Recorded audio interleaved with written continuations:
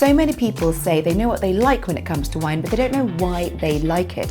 Here are some easy ways to figure out what your palate prefers.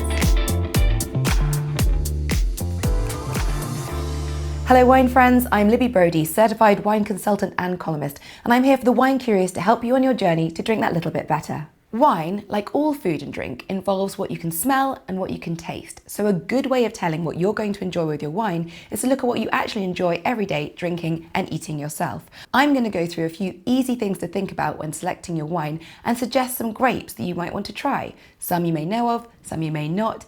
Either way, I'm going to be putting them all in the description below this video. So here are some simple ways to figure out what you like. Firstly, how do you take your coffee in the morning?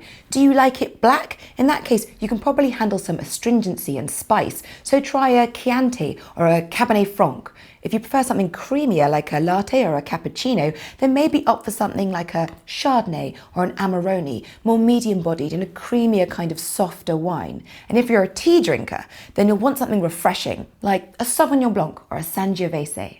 Secondly, let's look at what fruit you're buying when you do your weekly grocery shop.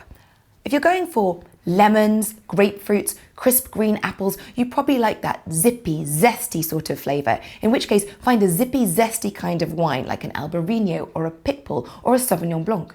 If you're someone who picks peaches, ripe pears or melons, then you want a rounder, more orchardy fruit experience. I would go for something like a Chenin Blanc or a Riesling or even Italian Greco.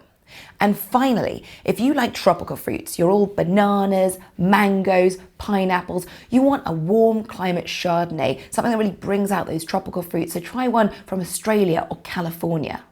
And if you like red berries, we're thinking soft cherries, raspberries, go for a Valpolicella, a Pinot Noir or a Beaujolais. And if you like those blueberries and dark forest fruits, great for antioxidants by the way, then why not try a Malbec or a Rioja? When you're dining in a restaurant, what kind of dish do you normally select? Do you like bold, rich foods, or do you tend to pick lighter, more elegant fare? This may help you decide what kind of wine style you like from the climate and the country of your wine. Warmer countries and regions, Southern Italy, Australia, California, they tend to produce wines that have more body, depth, fruit flavors and alcohol. They're these fuller bodied, punchier wines. Whereas cool climates such as Germany, Austria, England, they will tend to produce sort of more linear, mineral-esque, finer, greener wines.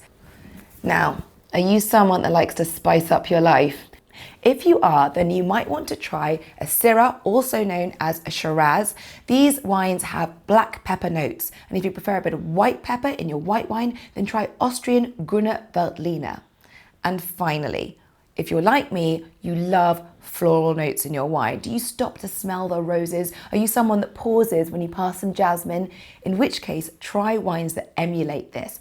Viognier, beautiful. Gewürztraminer. In fact, any wines from Alsace in France, Pinot Gris, Riesling, Gewürz, they have this wonderful floral bouquet to them. Riesling in general, very floral. And if you want to try something a bit more unusual, an Argentinian Torrontés. I hope this has helped give you a few basic pointers on what your palate generally prefers. Try a new grape, try a new wine, and see what happens. Cheers. I'm Libby Brody and I'm here to help the wine curious. So if you've liked this video, hated this video, or want me to talk about anything else, please comment below. And do click on subscribe to keep informed with any future tips and tricks about wine. And until then, happy drinking.